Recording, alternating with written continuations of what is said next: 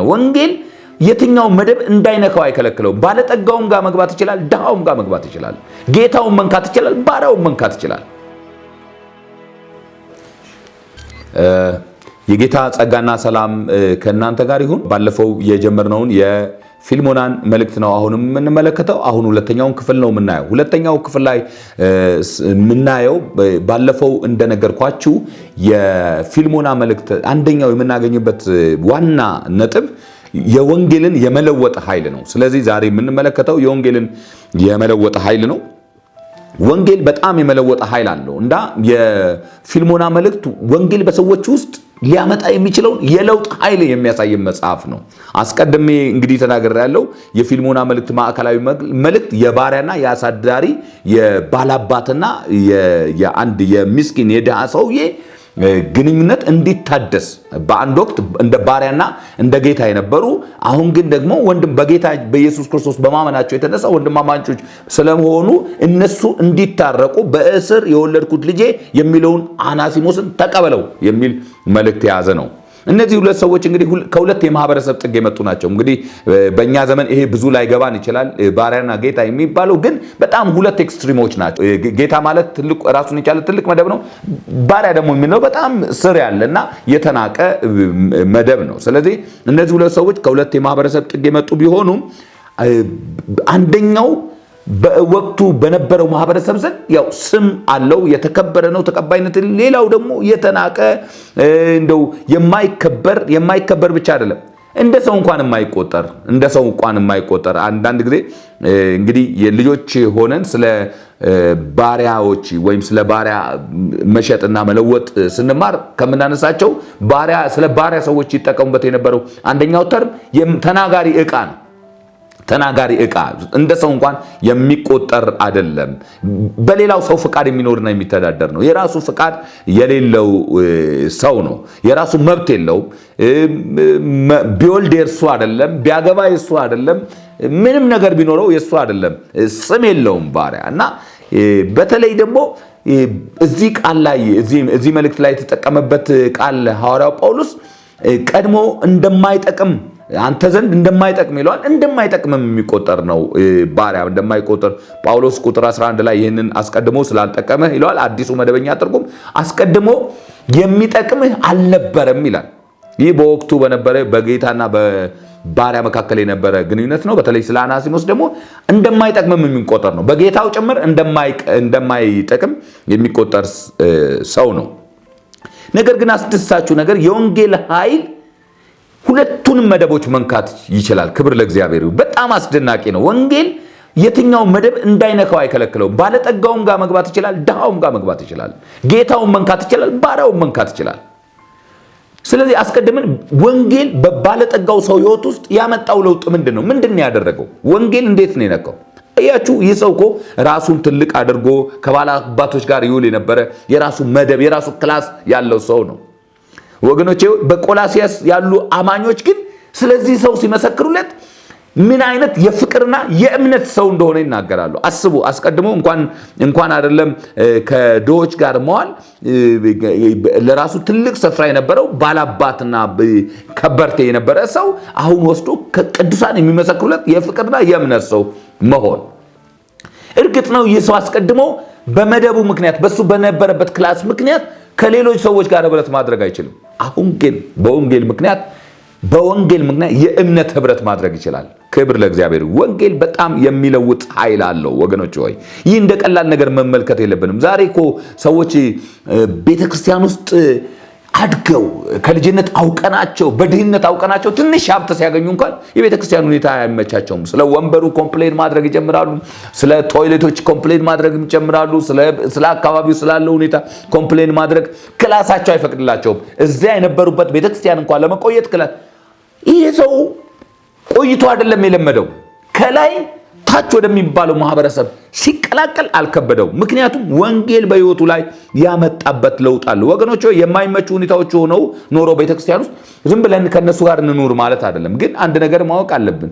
ምናልባት የማይመች ወንበር፣ የማይመቹ ነገሮች ቤተክርስቲያን ውስጥ ቢኖሩ እነሱን ለመቀየር፣ እነሱን ለማስተካከል የኛም ኃላፊነት እንደሆነ እግረ መንገድ እንድትረዱ ስለፈለኩ ነው።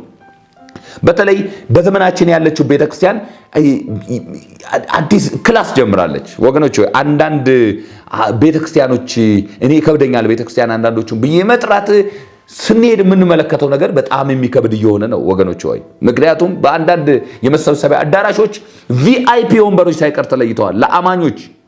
ይሄ በግልጽ ድሆችን የሚያሸማቅቅ ነው። አነስተኛ ገቢ ያላቸውን ሰዎች ከአነስተኛ መደብ ተብሎ ከሚታሰበው የሚመጡትን ሰዎች የሚያሸማቅቅ ነው። ይህንንም ለማድረግ ደግሞ ከአዲስ ኪዳን ሳይቀር ጥቅስ በመጥቀስ ሰዎች ይህንን ተግባራቸውን ተቀባይነት እንዲያገኝ ሲሞክሩ እናገኛለን።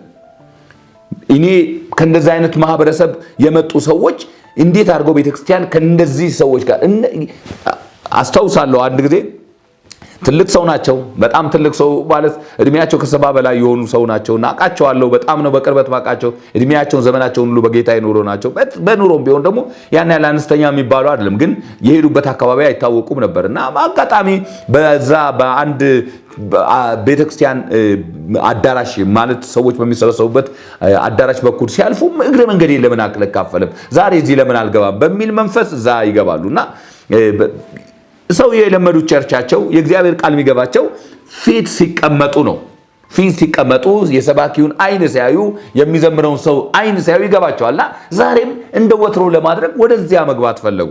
ግን በጣም በሚያስደንቅ ሁኔታ በጣም ትልልቅ ጡንቻ ያላቸው ጋርዶች ወደፊት ሊያሳልፏቸው አልቻሉም። ምንድነው ሰውየው አልገባቸውም። ገና ባዶ ነው ወንበሮች ለምን አልቀመጡ? አይ እዚህ ጋር የሚቀመጡት የተለዩ ሰዎች ናቸው አሏቸውና እኚህ ሰው አቋርጠው እንደወጡ ነገሩኝ። እግዚአብሔር ቤት ውስጥ እንዴት ይደረጋል አሉ። እሳቸው ምናልባት ከእድሜያቸው የተነሳ ብዙ ስላላዩ እንጂ ብዙ የሚደረጉ ነገሮች አሉና ይሄ ሰው ግን ተመልከቱት ከቀድሞ ሁኔታ ወርዶ አሁን ቅዱሳን ሁሉ የሚመሰክሩለት የፍቅርና የእምነት ሰው መሆን፣ ከቅዱሳን ጋር የእምነትን ህብረት ማድረግ፣ ከቅዱሳን ጋር አብሮ መቀመጥ። ጳውሎስ ስለዚህ ጉዳይ ሲናገር ቁጥር 4 እና 5 ላይ በጌታ በኢየሱስ ዘንድ በቅዱሳን ሁሉ ዘንድ ስላለ ስለ ፍቅርህና ስለ እምነት ሰምቼ በጸሎቴ እያሳሰብኩ ሁልጊዜ አምላኬን አመሰግናለሁ ይላል። ክብር ለእግዚአብሔር ይሁን። ይህ ሰው በጌታ በኢየሱስ ያለው እምነትና ለቅዱሳን ያለው ፍቅር ወገኖች ሆይ ለነዚያ ሰዎች ብቻ ሳይሆን ደስታ የሰጣቸው ለሐዋርያው ጳውሎስ የምስጋና ምክንያት ሆኖታል። በቃ ስንበረከክ ሁልጊዜ እያሰብኩ በጸሎቴ ውስጥ እግዚአብሔር ሆይ ተመስገን፣ እንዴት አይነት ለውጥ ነው በዚህ ሰው ውስጥ ያመጣው እያልኩ እንዳመሰግን ምክንያት ሆነኛል ይላል። ሰዎች ጳውሎስን ሲያገኙ ስለ ፊልሞና የሚነግሩት ነገር ምን አይነት እምነት ያለው ሰው ነው፣ ምን አይነት ፍቅር ያለው ሰው ነው፣ ምን አይነት ለህብረት ቫልዩ የሚሰጥ ሰው ነው እያሉ ነው። ዛሬ በዙሪያችን ያሉ ሰዎች በጌታ ስላለን እምነትና ስለ ፍቅራችን ምንድነው የሚመሰክሩልን ወገኖች ሆይ? በእርግጥ ስለኛ ሲነሳ ሰዎች ምንድነው የሚሉት? አይ የነርሱማ ነገር ተው የምንባል አይነት ሰዎች ነን። የዚህ ሰው ለውጥ እንደ አማኝ ሊሞግተን እንደሚገባ አምናለሁ ወገኖች ሆይ። ጳውሎስ በዚህ ጉዳይ ላይ ማመስገን ብቻ ሳይሆን ይህ የእምነት ህብረት እንዳይቋረጥ ይልቁንም ፍሬ እንዲያፈራ እግዚአብሔርንም ደግሞ ይለምናል። ሐዋርያው ይህ ያየው ብርሃን እንዳይጨልም ይህ የሚነደው እሳት እንዳይጠፋ ጥልቅ መሻት አለው። ስለዚህ ነው ቁጥር 6 ላይ ስትመለከቱ እንደዚህ ይላል፣ የእምነት ህብረት በእኛ ዘንድ ያለው በጎ ነገር ሁሉ በማወቅ ለክርስቶስ ኢየሱስ ፍሬ እንዲያፈራ እለምናለሁ ይላል። አስቀድሞ ምንድነው? አመሰግናለሁ ነው። አስቀድሞ አመስግኑ። አሁን ደግሞ ምንድነው? እለምናለሁ ይላል። ይህ ለኛም ዛሬ የሚያሳስበን ጉዳይ ባየናቸው መንፈሳዊ ለውጦች መደሰትና ማመስገን ብቻ ሳይሆን ቀጣይነት እንዲኖራቸው መጸለይ አለብን፣ መማለድ አለብን ወገኖች ሆይ። አዎ ብዙ ጊዜ አይታችኋል፣ በቤተክርስቲያንና በብዙ ስፍራዎች ለውጥ ይመጣል። እነዛን ለውጦች ኢንተርቴን እናደርጋለን፣ እንደሰታለን፣ በእንቅስቃሴያቸው በጣም እንረካለን። ነገር ግን እንቆይና እንረሳቸዋለን። እንቆይና እነዛ ነገሮች አናያቸውም፣ ፍሬያቸውን አናየም። ስለዚህ ሐዋርያው ጳውሎስ ምንድነው በአንተ ህይወት ውስጥ ቅዱሳንን ደስ የሚያሰኝ የፍቅር ሰውነትን አይቻለሁ። ወንጌል እንደለወጠ አይቻለሁ። ወንጌል እንደነካ አይቻለሁ። ወንጌል በአንተ ህይወት ውስጥ ያመጣውን ለውጥ አይቻለሁ። ስለዚህ በዚህ ለውጥ በጣም ደስተኛ ነኝ፣ እግዚአብሔርን በጣም ነው ማመሰግነው ይላል። ወገኖች ሆይ ስንቶቻችን እንሆን ሰዎች ሲንበረከኩ? እኔ አንድ ጊዜ ያስታውሳለሁ፣ አንድ ወንድም ወደ ልቤ መጣ እና እየጸለይኩ ያለው ሲመጣ የታየኝ ቤተክርስቲያን ውስጥ ያለው ታማኝነቱ፣ ለቅዱሳን ያለው ፍቅር፣ ለእግዚአብሔር ቃል ያለው ታማኝነት፣ አለመለዋወጡ፣ እነዚህ ሁሉ ሁኔታዎች ባሰብኩ ቁጥር ስለዚህ ሰው ምስጋና ነው የሞላብኝ ወገኖች ሆይ። እና ስለናንተ ሰዎች ሲያስቡና ሲንበረከኩ ምንድነው የሚሰማቸው? ምስጋና ይሞላባቸዋል። እናንተ ስለናንተ ያመሰግናሉ። ይህንን በጣም ከልብ ማሰብ አለብን። አንዳንዶቻችን ምናልባት ሰዎች ሲያስቡን አንድ ወንድም በአንድ ወቅት ላይ ከቤተ ክርስቲያን አንድ ወንድም ሄደ እና ሲሄድ ያለው ቃል በጣም ነው የሚደንቀኝ እና እኔ በቅርበት የማውቀው ሰው ነው፣ በጣም የተመሰከረለት ሰው ነው፣ ወንጌል የለወጠው ሰው። አስቀድሞ እንደዛ የነበረ አይደለም፣ ግን አሁን ወንጌል ለውጦታል። ስለዚህ ይህ ሰው አገኘውና ሲሸኘው እሱ ካለበት ክልል ወይም ምንድነው የሚባለው ክፍለ ሀገር ወደ አዲስ አበባ ሙቭ እያደረገ ነው ያለው ልጁና ሲያገኘው እንደዚህ ብሎ ተናገረው፣ ወንድሜ ሆይ ያንተን ከዚህ የሀገር መልቀቅ ወይም ከዚህ ሀገር መውጣት የሰይጣን ያህል ጠልቼዋለሁ አለው። መውጣቱን ምን አይነት ፍቅር ነው? ምን ቢያሳየው ነው? ምን አይነት ህይወት ኖሮ ቢያሳየው ነው እንደዛ ያለው? አንዳንዶቻችን ደግሞ ምናልባት እኮ አንዳንዶች የሚመኙት እንደው ቼክ ተከፍሎን ብንወጣላቸው፣ እንደው ቼክ ተሰጥቶ ብንሄድ ከዛ አካባቢ ምንድረግ ደግሞ ደስ የሚላቸው አሉ።